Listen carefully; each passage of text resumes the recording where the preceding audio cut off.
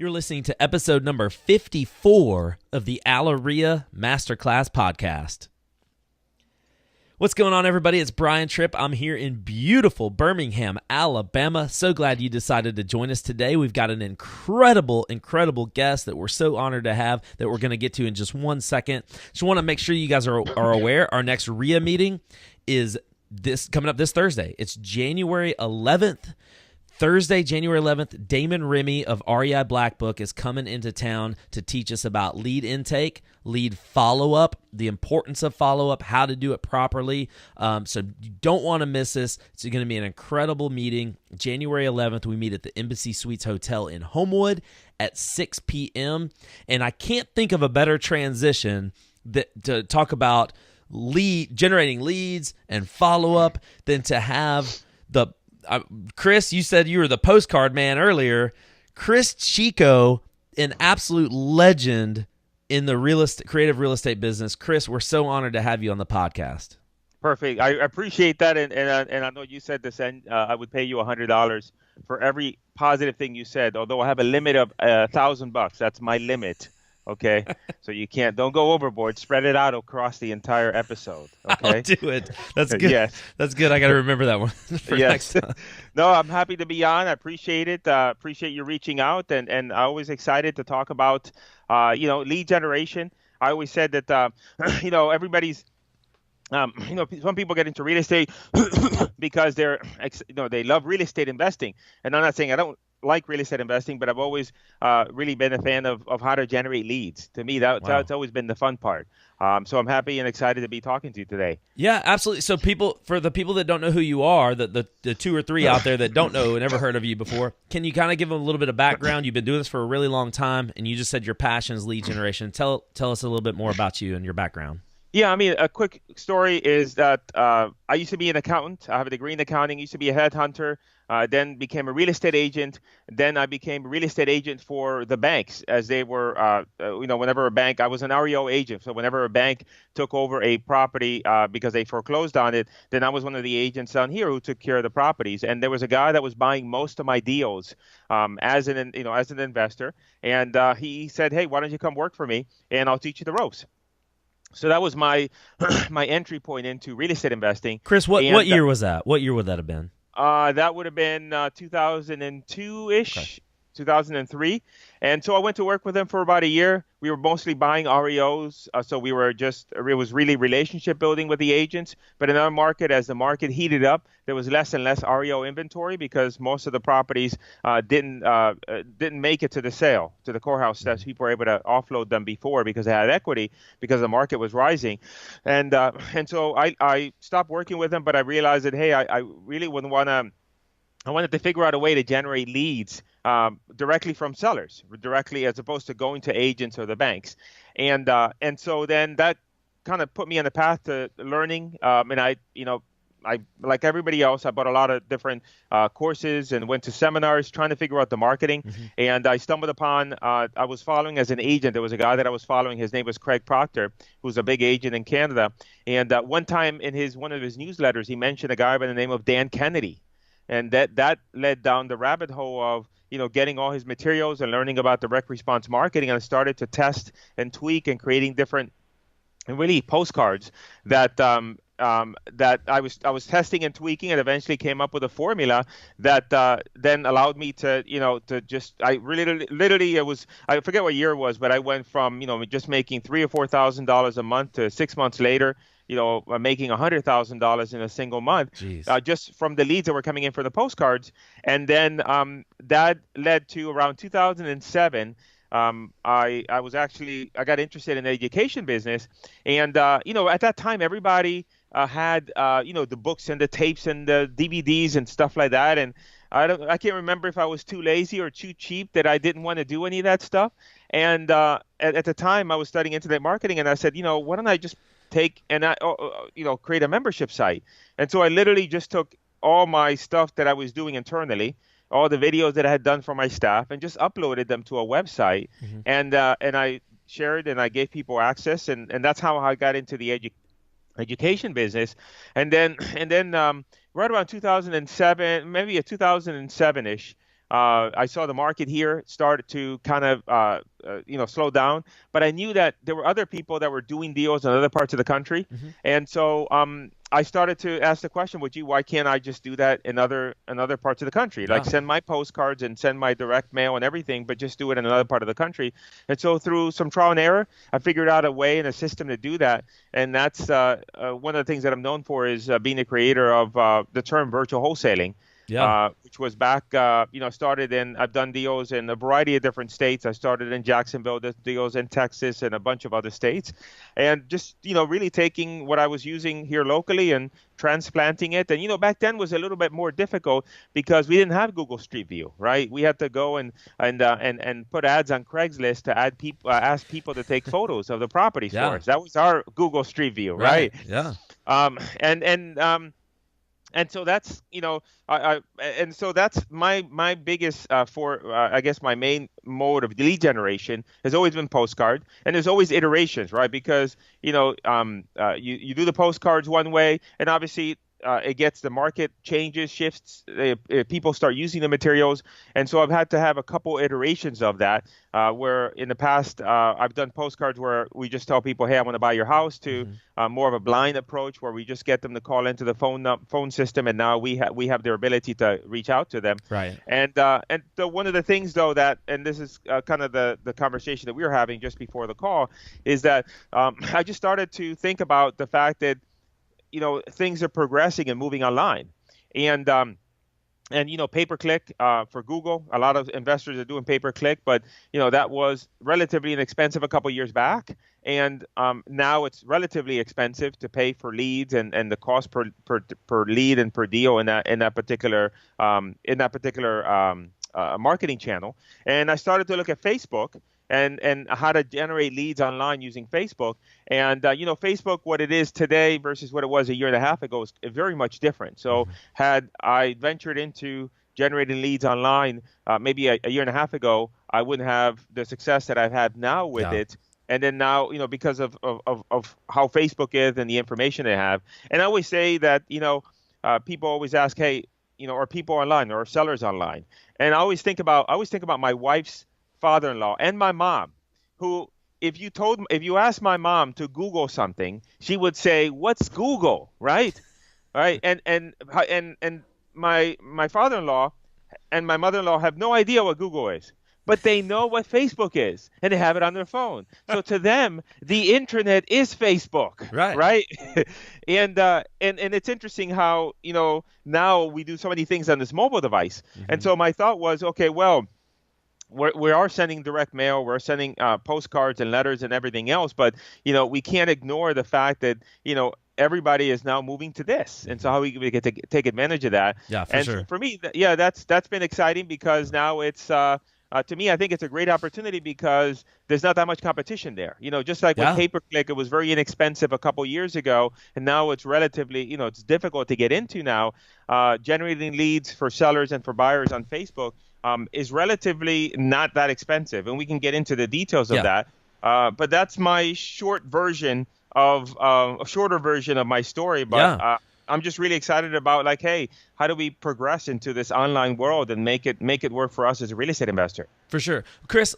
I want to talk about the kind of the evolution of going from postcards. Some people do letters, yellow letters, and stuff like that. Going from postcards and transitioning to Facebook. Obviously, you're not taking the postcard element completely out of it, but I want to talk about that transition, that evolution. What was it about 2003, 2004, 2005 that made postcards so successful at that time for you guys? What happened? So I think that the change has been, if I look at what's making postcards more difficult today, right, versus than what it was back then, was number one is the easy access to list, right? So in 2003, there was only one or two particular data sources.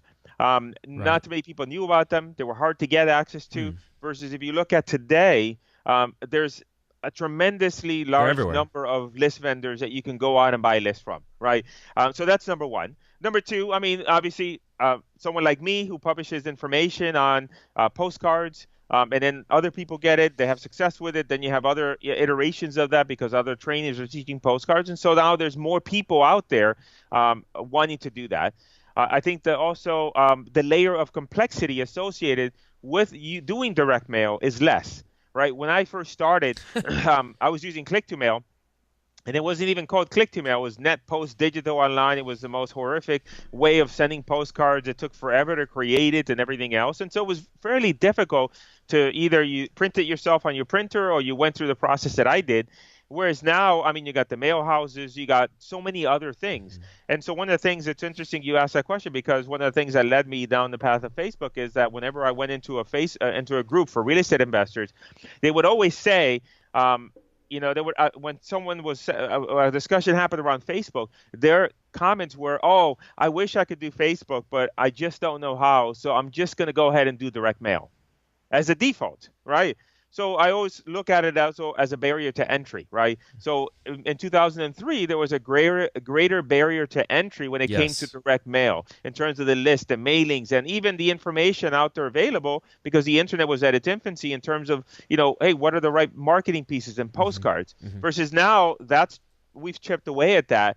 And so now it's readily available. And so now it's easy for somebody to just, get a list, buy a list from someone, go to a mail house and say, hey, take this list and this postcard, send it off to this list, and that's it. End of story. Yep. It was more difficult back then.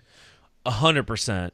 The problem though with Facebook, the barrier of entry, I don't think the barrier of entry is high on Facebook. I think that the level of competency is anybody can go and create an ad on Facebook.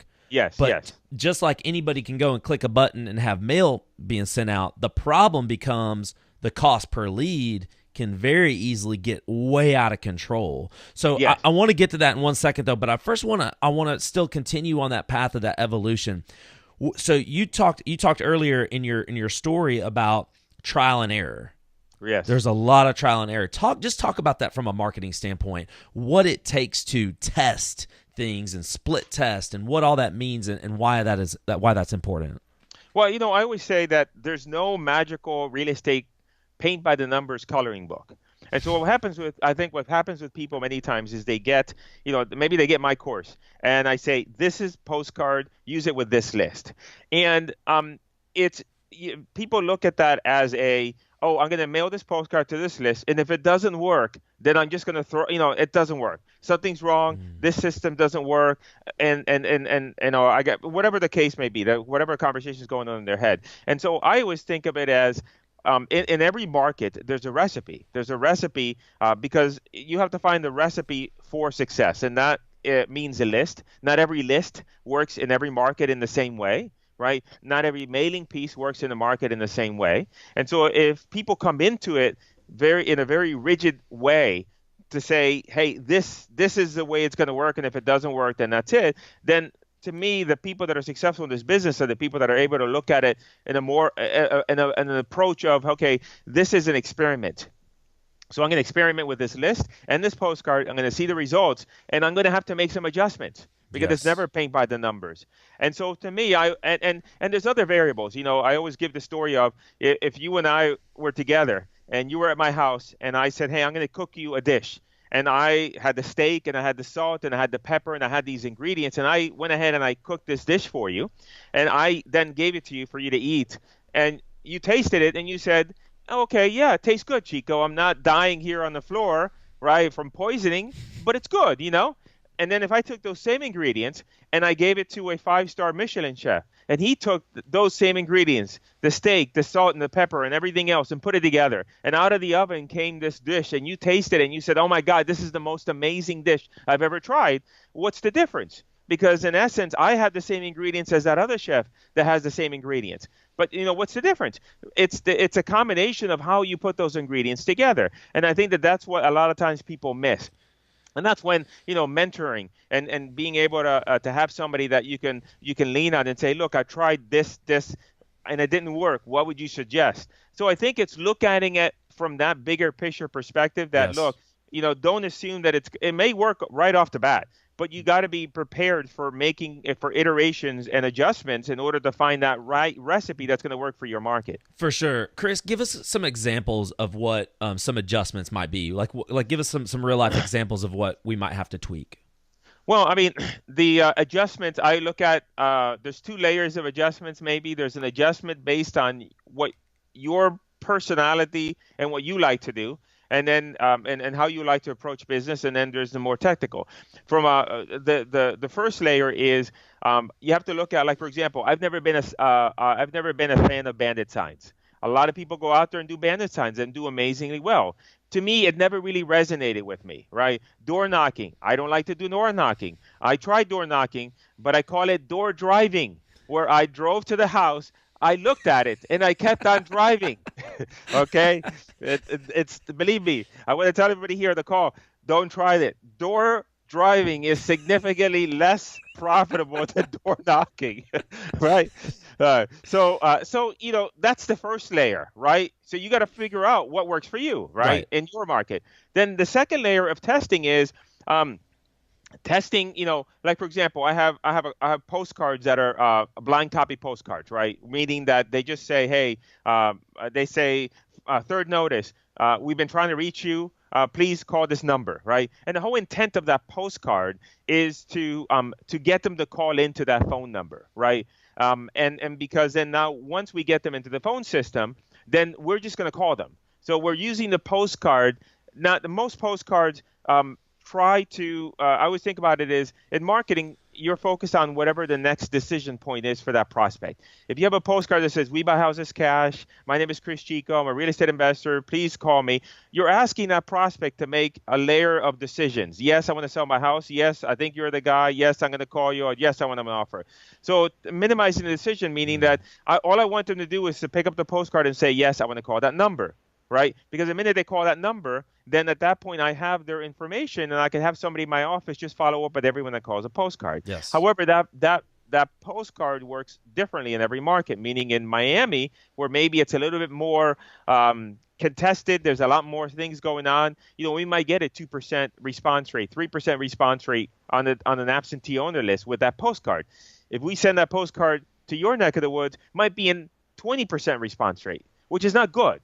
Right? We don't want a 20% response rate on a large mailing, right? Especially when it's a blanketed mailing. So maybe you might say, you might send out my third notice postcard for 1,000 people and you get 20% response rate, and that's a little bit too much. So you might have to make an adjustment. You might have to say, well, let me test a different postcard that has maybe a more qualifying approach because I need to bring that response rate down to qualify the people. Or you might say, well, let me see if I can tweak the voicemail a little bit, so when they get into the phone system, then maybe I can try and maybe minimize the number of people that leave a message because I'm having too many people leave a message. But that's kind of like an adjustment. So are you great? No, that's a great example. Are you saying that 20% is too high of a response rate because they're not? These people are completely unqualified, and 10 or more % of them don't have any. Right. So will just be wasted, or? Well, no. Like, for example, on an absentee owner list. If you're doing a blanketed mailing saying 5,000 postcards on an absentee owner list, 20% response rate may not be a good response rate because of the fact that it's a bigger pond. So we need maybe more qualifying in that pond. Maybe you're just a one-man show, and so you don't have the staff or the resources to handle that number of influx of people. However, if you mail that same postcard to a tax delinquent list and you get 20 or 30% response, that's good because it's a smaller list, and those people have a potential to be in a particular situation that would want your help, and so therefore now you don't mind talking to as many of those people as you can because it's a smaller list, right? Gotcha. So 20%. Does that make sense? Yep. 100%. So that's what I mean in terms of percentage. Totally. So we've kind of seen across the board all response rates are coming way down when it comes to postcards and direct mail. So you naturally, I think a lot of us have thought that a lot of us that see the power in Facebook, it's a natural transition that I think that things are going to be. I think everyone agrees that everything should be there and is going to be there. The problem is, and I want you to talk to this point. The problem that I've found when it comes to Facebook ads, and you've got the perfected system. Who are we targeting? Who are So you targeting? Because anyone could be a seller, right? Right. So the couple approaches with that. I made a couple notes here for our call here. So I break it down into three things, right? I break it down into number one, expectations, right? Number two, targeting, and number three, approach, right? So number one is expectations. Number two, targeting. Number three, approach. So expectations is having the right expectations just before you even run an ad. Having the right expectations. And the right expectations are cost per lead, right? Budget and testing, right? Okay. So cost per lead and testing. So a lot of times, sometimes you hear people say, hey, go out and test with Facebook ads and just start off with a budget of $5, right? Maybe you've heard that before. But the challenge is the way that Facebook works is that Facebook's algorithm, whenever you run an ad, right? And you have to allow Facebook to gather enough data so that it can continue to provide you the type of prospects that you want. And it does that by looking at your conversions. And so a conversion in our world is somebody looks at our ad and they fill out our form, meaning that they raise their hand and said, yes, I would like to talk to you about selling my house. That's a conversion. So at a minimum, Facebook needs a certain number of those conversions on a daily basis and a weekly basis. So what happens is if you run an ad for $5 a day and you get a conversion every other day, and the algorithm for Facebook resets every single day at midnight of whatever the time zone is of your ad account, and it also resets every week, then if it needs a minimum of 3 to 5 conversions a day and a minimum of 25 a week, then you never really give. If you're only getting a conversion every 2 days, every 3 days, then you're never really giving the system enough time to optimize and to really to gather enough data. So the expectation is, what should you expect to pay for a lead on Facebook, and then how much should your budget be in order to at least get somewhere.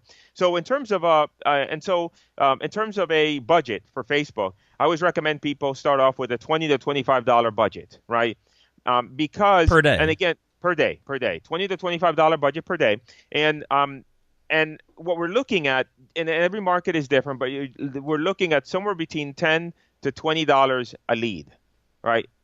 For us to be able to gather a lead. Now, some markets it starts off, you have to look at it not on a daily basis, but more of the aggregate of the week, right?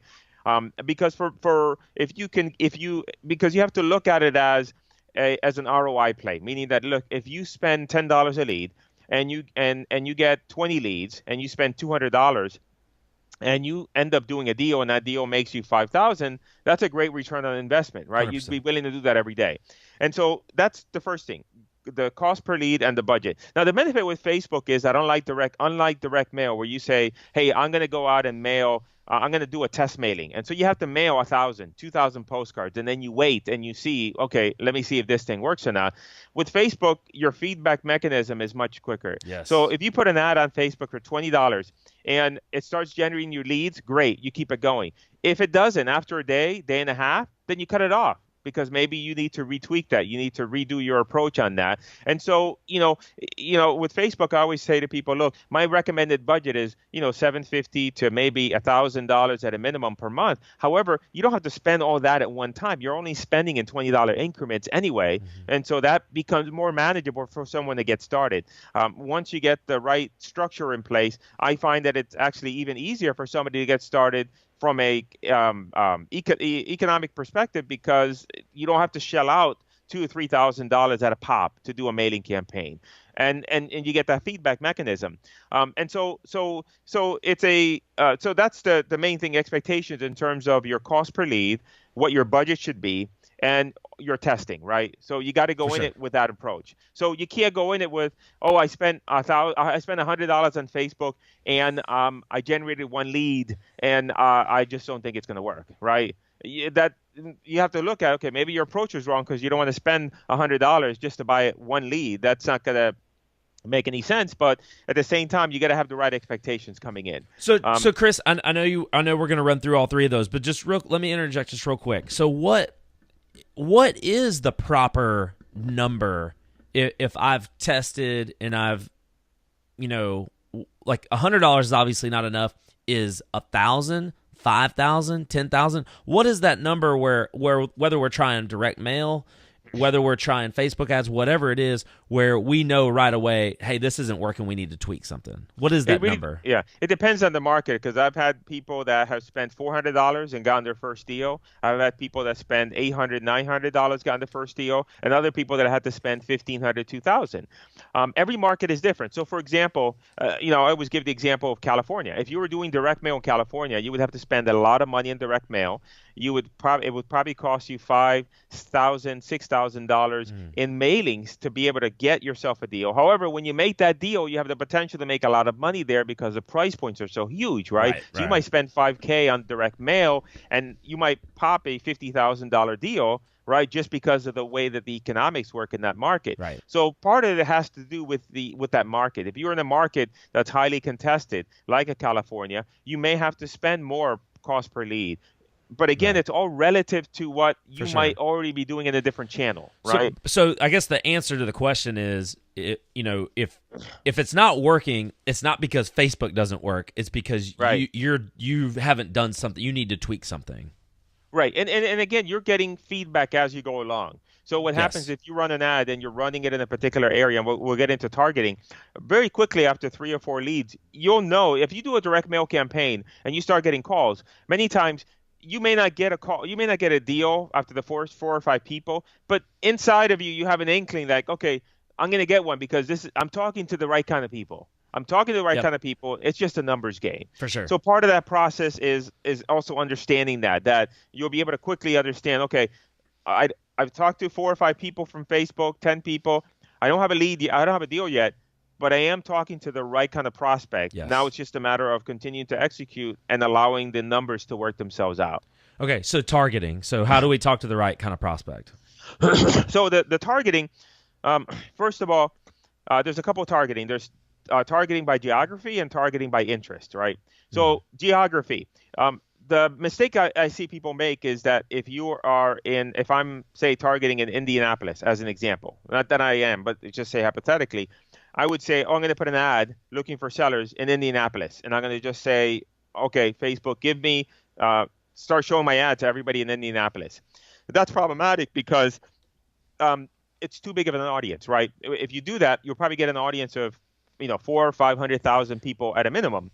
And so the way that Facebook works is when you're starting out in the beginning, it's like direct mail. If I told you, look, you have a choice. You can either mail a tax delinquent list, or you can mail all the owner-occupied properties in a particular region, chances are you feel more comfortable with the tax delinquent list because it's better targeted, and there's less people that you have to cycle through on that list to get yourself a deal, right? Make sense? Gotcha. So the same thing with Facebook. So the way that we target on Facebook is, number one, is we use a bit of the approach that we would use with direct mail. In direct mail, if you were going to go ahead and if you were in an area, you didn't know how to target that area, what you would do is you would pull a list of the investor sales over the last 6 months, and you would then have a list of the transactions, and you could put in order the zip codes that had the most investor activity and the least investor activity, right?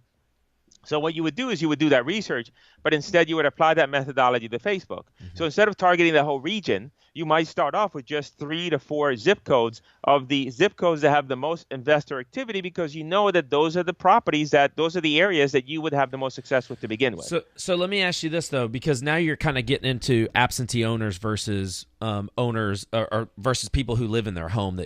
Right. So like for us, it's probably 50-50, maybe a little bit more slanted to an absentee owner or a vacant house. If I'm targeting a certain zip code, but the person who owns that house lives somewhere else, how does that work?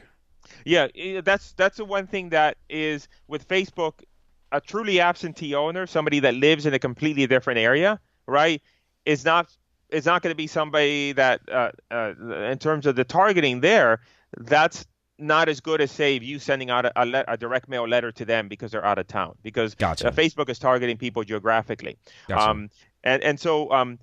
So does that answer the question? So just to make sure I understood what you were saying, for someone who is an absentee owner that does not live in the area, it might be better to send them a postcard? Is that kind of what you're saying? It might be better to send them a postcard or letter, although historically for us, the majority of the people that we do deals with, even when we were doing direct mail heavily, were people that lived in the area and had a property in that area, right? Because they were an unintentional absentee owner, Right. meaning that if you're out of town and you own a property here, there is intention for you to do that versus you got a property that is in another part of town that you may have inherited, you may have gotten through some other means, and you may decide, let me just keep it. You keep it, and then all of a sudden it unravels, tenant problems, and then all of a sudden now you want to sell. So for us, it's always been the type of deal. So I haven't, I don't worry too much about the outside people. Yeah, Chris, that is a good point, because now I don't have the analytics, but now that I really think about it, we do. It's rare that we do a deal where the owner is completely, not that we haven't, but the owner's just completely out of state, like, or way away from. So that is a good point. Usually within the area. So, so again, with the targeting, what we want to do is that instead of targeting the whole entire area, the county, we just say, okay, what are the top 3 to 4 zip codes that we know that are heavy for investor activity that we would mail them anyway. So let's start with those, right?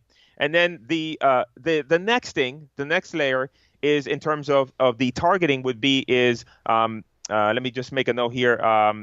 Interest, yeah. Okay. So in Facebook, you can also do interest targeting, right? Yeah. All right. And the way that I don't like to do a lot of interest targeting, because what happens is that you're asking Facebook, I want people in this zip code, and I want you to target this ad to them. However, if the minute you start adding, okay, I want somebody who visited Zillow, I want somebody who visited a home loan site, now you're taking and you're boxing in that algorithm for Facebook, right? What you want to do, that's why the targeting around zip codes is very important, because if you were to target if you were targeting the right area, you need that interest, because otherwise it would just get out of hand. But if you're targeting an area of only 30,000 people, now you have the budget to cycle through those people on a daily basis to then allow someone to submit their forms. And once you get those form submissions, then what you do is you ask Facebook, hey, I had 15 people submit the form. Could you find me more of these people here, right? Because you don't know what the characteristics are for those people in your market. And you let Does that make sense? Yeah, and you let Facebook do that work, and Facebook is brilliant at it. They're the best in the world at it. So let Facebook do that work for you. Well, let me ask you this though about targeting. I agree with you. I've tried to do this, and I've tried to target, like you said, Zillow, like their interest, Zillow, whatever it might be, and I think that's foolish. We've had bad results. But what about age? Would you target? That's the only thing we do put in there. I was going to mention that. We target anybody from 35 to 65 and older, because that generally is our demographic anyway. Yes, very good. So that chips away. Like if I'm looking at a zip code, that may bring the numbers down from 40,000 to 30,000. It brings them down a little bit, but that's really the only criteria that we use, because what we do is that that's the only criteria that we put into Facebook, right? We've tried everything. We tried putting in homeowners. Here's the thing. I did, and we're always doing a split testing. I did an ad where I put no demographics, only 35 to 65, in terms of the age. And then I put another ad, same everything, except on this ad, I added homeowner, which you would think, oh, I'd want the homeowner. This ad that had nothing in it, it was the one that performed. Wow. Because again, that's why when I see people adding a bunch of interest there, to me, that's problematic. That's problematic. Huge tip. That's a huge tip. Okay, so Chris, we got expectations, targeting, and now the third one's approach. So the approach is, so let's say that we've narrowed it down, and now we have 3 or 4 zip codes that we're targeting, right? So how do we target them? Because in essence, we have a variety of different people with different circumstances in those zip codes, right? We have absentee owners, we have potentially probate, we have tax delinquent. How do you get to them? So for me, first of all, with Facebook, the most important thing in Facebook is the image, right? The image, whenever you're testing on Facebook, you want to have good ad copy and a good call to action and a headline, but the image is really the most important thing. And here's the tip that we found works best for us. Is first of all, don't use stock images. Like you see a lot of people, they have the stock image with a house that they got an iStock photo and it says, we buy houses cash. We never use any of that. What we do is we go, and let's say I'm using a zip code 33311, right? I'll go on Google Street View and I'll find me a nice picture of the neighborhood. I see the, likely houses and everything else, and I look for a picture that has a light pole on the right-hand side, right? And then what I do is I take that picture, I crop it, and I put a little bandit sign superimposed on that picture. And it says, Cris buys houses in, and it has the zip code of the individual. So now what I've done, I'm targeting that zip code. I'm providing an image that looks exactly like the neighborhood that they live in that zip code. Plus, I have a yellow sign, bright yellow sign that is easy that will catch somebody's attention. And then on top of that, it's specific to that zip code, right? Does that make sense? Do you see? So then all of a sudden now, instead of having a very generic ad that says we buy houses cash, and then the ad copy says, hey, I'm looking to buy a house in Miami in zip code 33154. Gotcha. Would you sell me yours? Wow. So you see how that now, all of a sudden, now it's zeroing in. Because the thing is this, what you don't want to do is, the most important thing with Facebook is if you go wide, then what's going to happen is you're going to blow your budget and you're just going to walk away thinking it doesn't work. Mm-hmm. So instead, what we're really doing is saying, okay, look, and you know this, if you've done direct mail, in Miami, I got 40 plus zip codes, and there's like 8 of them that if we were just to mail to the cows go home, the majority of our deals would be in those 8 zip codes, right? Just 100%. Because of the demographics. Yep. So why not focus on those? 100%. Why not focus on those and, again, tailor your message? So, again, what we're doing is we're focusing geographically on those zip codes. We're providing images and ad copy, right, so that now it's very particular to that, right, catches their attention. And then how do we then get ourselves to have access to the various prospects? Well, then the way we do that is through the ad copy, because in a particular market, I may have 2 or 3 ads running. So I might have in one zip code 2 ads running, right? One of them says, hey, are you a landlord looking to sell your house? And zip code 33154. Mm-hmm. Okay. Hey, I'm looking to buy. So what you could do is I typically run an ad that says, hey, my name is Cris. I'm looking to buy a house in your zip code. You'd be willing to sell me yours. And then I might also at the same time simultaneously run an ad that says, attention, are you a tired landlord?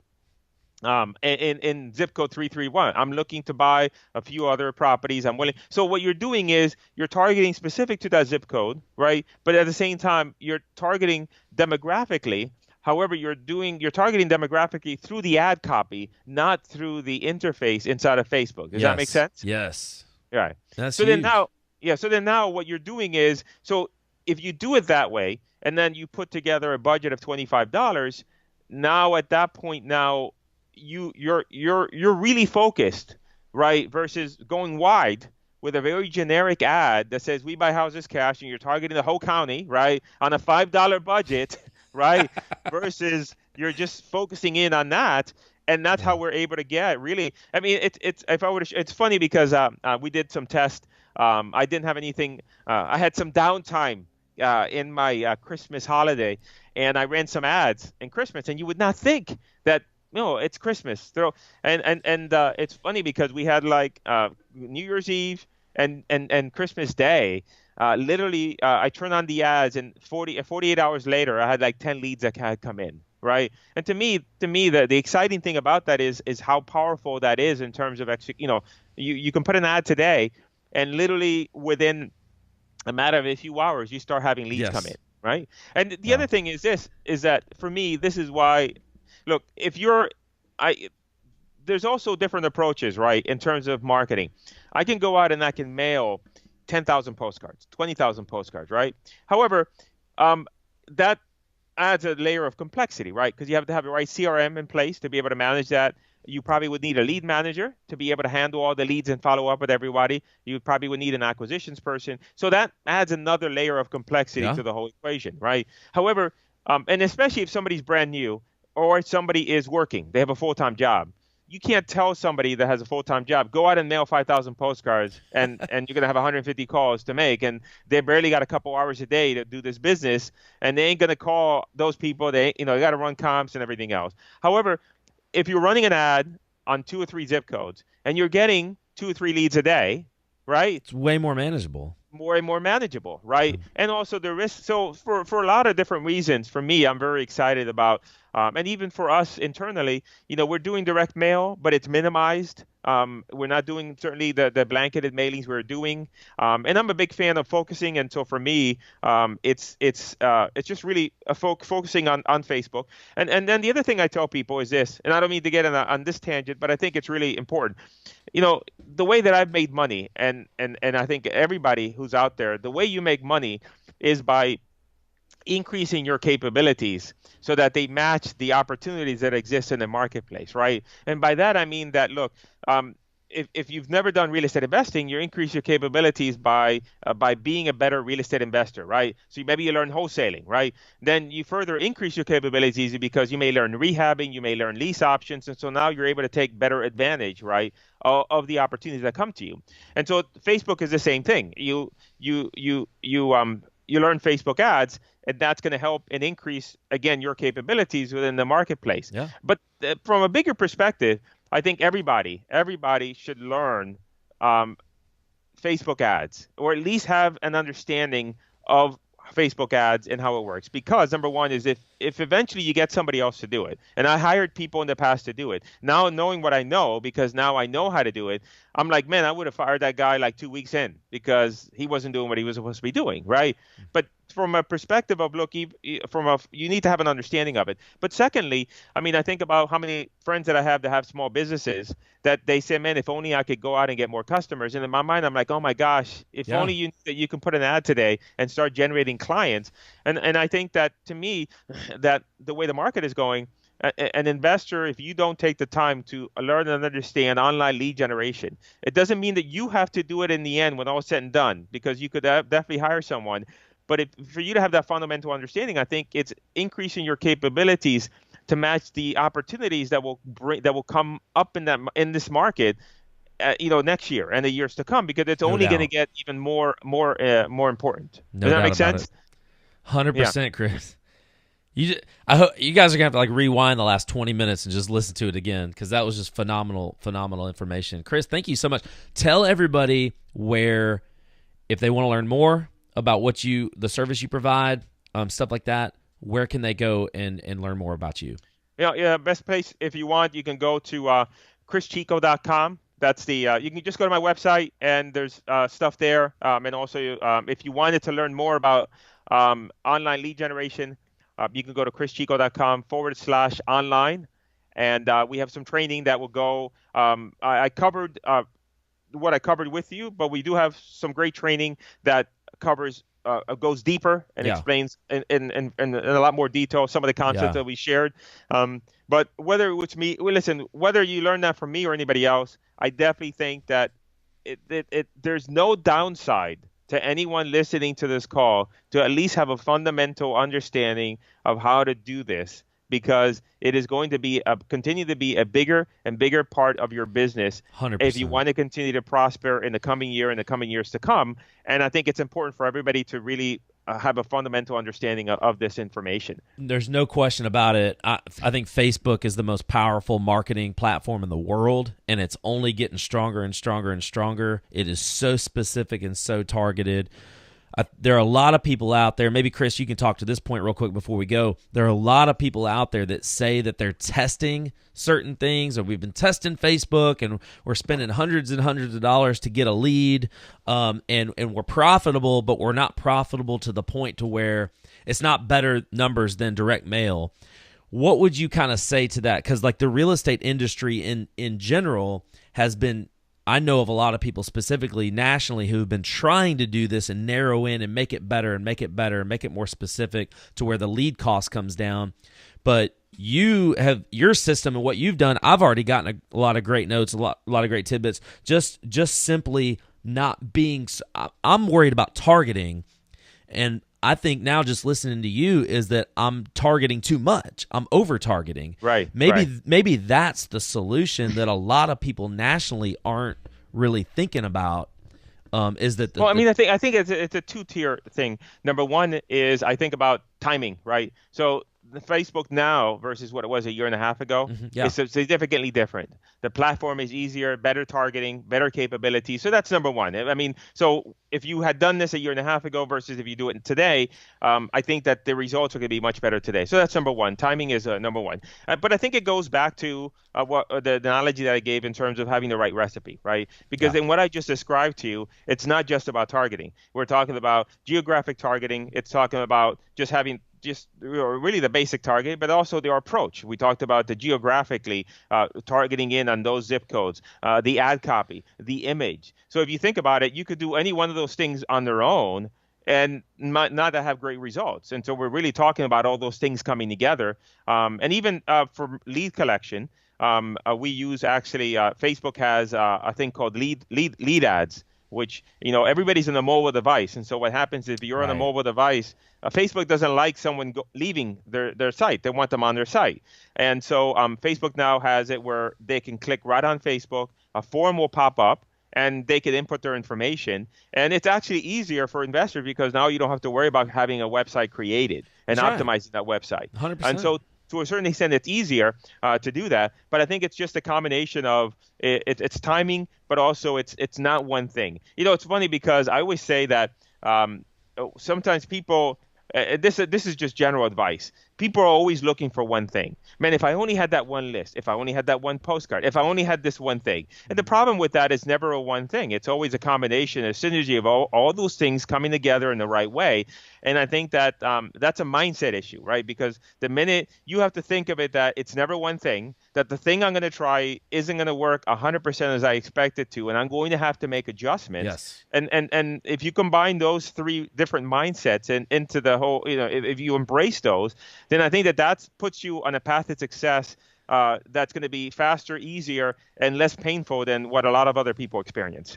No doubt about it.